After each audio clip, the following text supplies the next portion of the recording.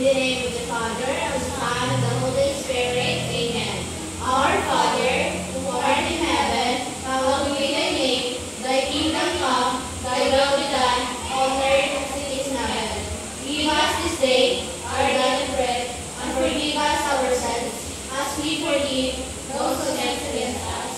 Do not bring us to a test, but deliver us from evil. Amen. In the name of the Father, the Son, and the Holy Spirit. Amen. Magandang araw mga bata! Magandang araw po, Guro. Kumusta kayo mga bata? Mabuti po, Guro. Magaling! Pinagagalak kong malaman na nasa mabuti kayo kalagayan. Ngayon naman, bago kayo magsiupo, ay pakitingnan nga muna yung mga upuan kung nasa tamang ayos pa ito. At pakibunot ang mga basura na rin sa ilalim ng inyong upuan. Tapos, Guro. At ngayon, pwede na kayo magsiupo. Salamat po, Guro. Ngayon mga bata, lahat ba ay nandito ngayon at walang may umiwan sa klase? Opo, Guro. Magaling! Pinagagalak kong malaman na narito kayo sa ating bagong aralin. Ngayon naman, nabilang po kayo ng assignment na nag-aralin sa nakaraan. Hindi po, Guro. Ano? Wala po, Guro. Okay. Ngayon naman, bago tayo magsimula sa ating aralin, nais kong ipaalala sa inyo ang patakaran sa loob ng ating sinag-aralan. Mga bata, pakibasa.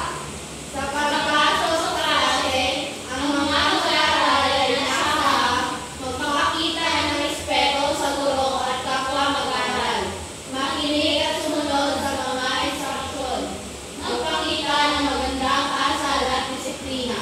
Huwag maingay o gumawa ng kaguluhan. Maraming salamat mga bata. Naintindihan niyo na ba ang mga patakaran sa loob ng ating sinag-aralan? Opo, Guro. So, yan ang mga pamantayan sa loob ng klase. Maasahan mo ba kayo mga bata? Opo, Guro. So, ngayon, ayon sa tinalakay natin kahapon, ano-ano nga ulit ang mga patunay na may Diyos? Sige nga, Marjorie. Magaling! Ang Diyos ay lumikha ng isang katauhan ng lupa, tubig at iba pa. At siya rin ang gumagabay sa atin sa pagbibigay ng lakas. Mahalaga ba na tayo ay manalig sa Diyos? Opo, Guro.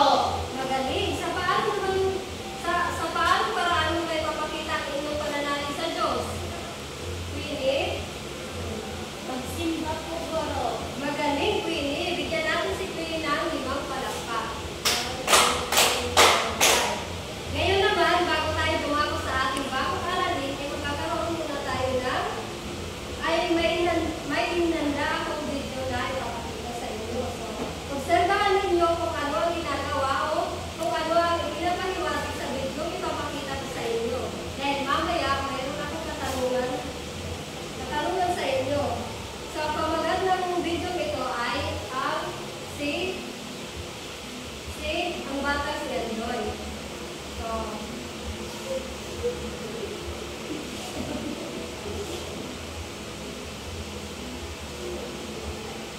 So, tapos na ba? So, matapos na ang ating video. So, ano ang pinapaliwanag ng video pinanood ninyo? Magaling! Ang lahat din tayo ay may iba't ibang kailangan at kalagasan. Tama ba mga bata? Opo, Guro. Magaling! Ngayon naman, isa-isa kayong pupunta sa pizarra at susunan ninyo kung ano ang mga kahinaan, mga katanungan dito sa pizarra. So, una dito ay pakibasa mga bata unang tanong. Ano ang inyong paboritong kulay?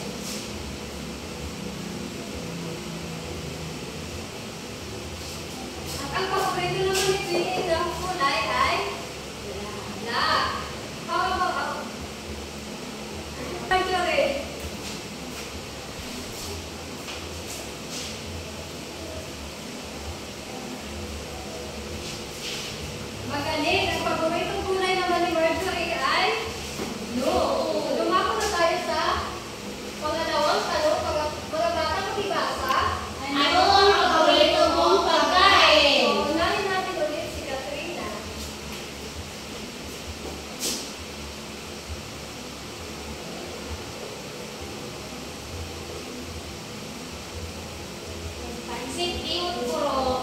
Magaling. Ang paboritong pagkain nila Trina ay pancit bacon. Ikaw naman, Trina.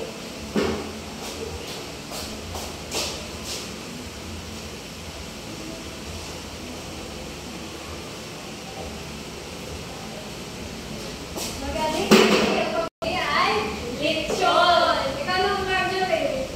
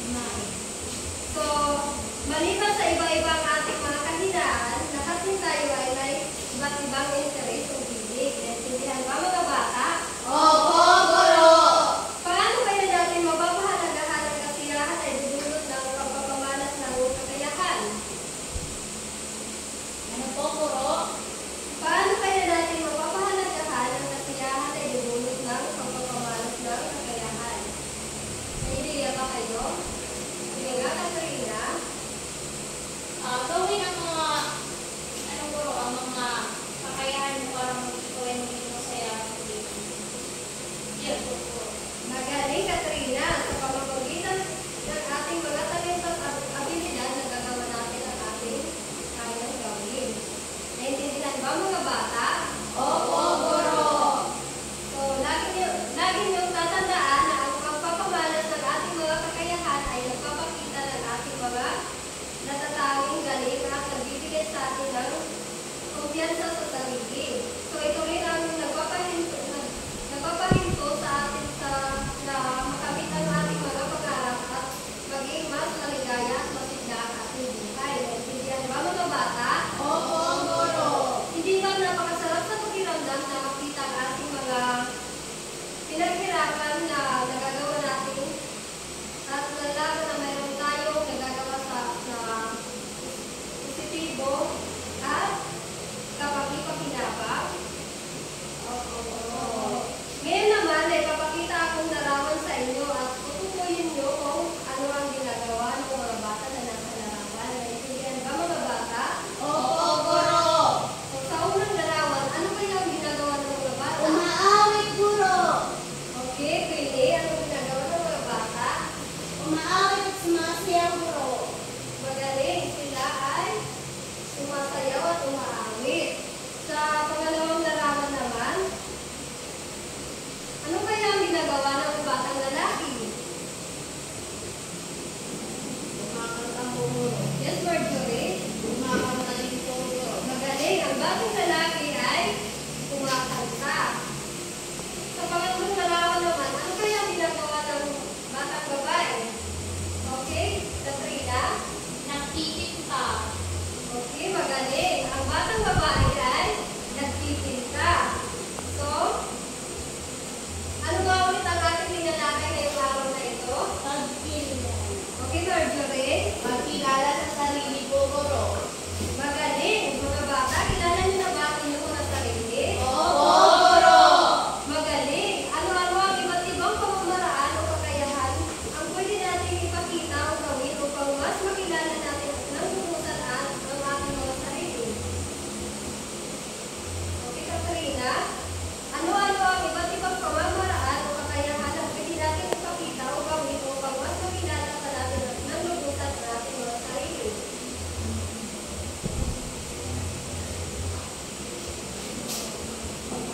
Pagsasayaw, pag-awit, at iba pang mga kayang gawin na dapat gawin natin para maging masaya ang bawat isa. Tama, Katrina. So, magaling mga bata. Lahat ng mga sagutin nyo ay tama. Mayroon pa ba kayong katanungan tungkol sa ating pinalakay ngayong araw na ito? Wala na po, guro. Ngayon naman, dahil alam nyo na inyong mga kahinaan at kung ano ang gusto nyo pang matutunan, may papakita akong mga salita na sasabihin ninyo kung makakatulong o hindi.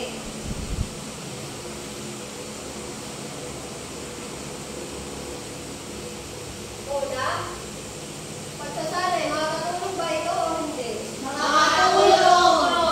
Magaling. Sa pangalawa, paglalakad sa makakatulong ba ito o Makakatulong, hindi? hindi makakatulong. Magaling, hindi ito makakatulong. Pangatlo naman, pagsama sa mga aktibidad. Makakatulong. Magaling. Number 4, pagyayabang. Makakatulong ba ito o hindi? Hindi po, hindi siya makakatulong. Magaling, mga bata.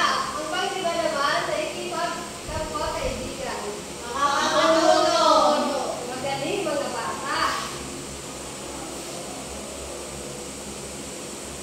So ngayon naman, para malaman mo kung lubos nyo na naiintindihan ang ating pagsakikilalaki natin, magkakaroon tayo ng pagsusulit. Mga bata, pagituwagin mo mga pandero at sagutan ito. Pakibasa ang panuto. Ilagay ang masayang mukha kung ang tinutukoy ay tama, at malungkot na mukha naman kung ang tinutukoy ay mali. Naintindihan ba mga bata ang panuto? Opo, guro. Okay, may 3 minuto kayo para sagutan ang inyong pagsusulit. Tapos na po, guro. Okay, mga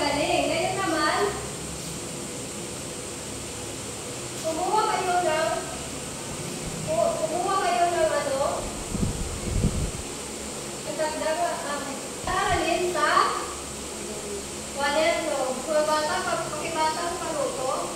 Tanungin ang iyong mga